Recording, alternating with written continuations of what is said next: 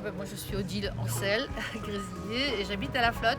J'appartiens à l'association Réavenir et j'appartiens à ce groupe qui est Écomobilité et qui a imaginé ce projet. Et de faire un continuum sur toute la départementale de l'île de Ré avec un maximum de 10 arrêts sur des zones dites multimodales. Un grand bus qui va être régulier et qui devrait être programmé toute l'année, de façon à ce que même les habitants d'hiver puissent compter sur ce continuum. Il y aura une application, il y aura à chaque zone multimodale, il y aura un panneau qui indiquera comme à Paris, comme dans les grandes villes. Dans 3 minutes, dans une demi-heure. Le bus a un problème, donc il est en retard de 15 minutes. Mais s'il y a moins de voitures, ce que l'on espère, il y aura peut-être moins de queues et la vitesse du bus pourra être régulière tout le long de l'île. L'idée, c'est que le bus emprunte la voie départementale, s'arrête à des zones multimodales qui sont conçues à l'extérieur des villages.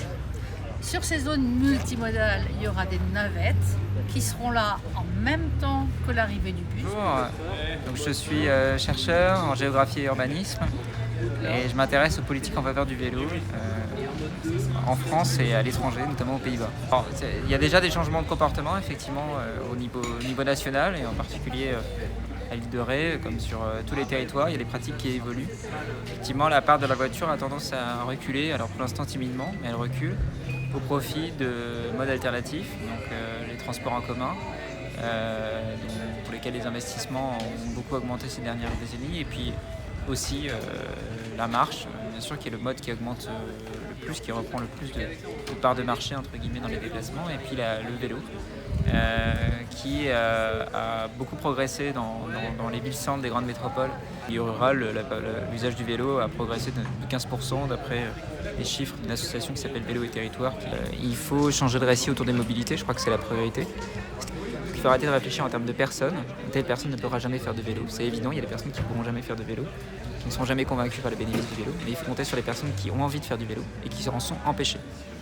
Aujourd'hui, sur l'île de Ré, par exemple, certes, il y a beaucoup de touristes qui font du vélo. C'est une île qui est très cyclable. Moi, j'ai une impression un peu comparable à ce qu'on peut trouver aux Pays-Bas, notamment dans le territoire rural.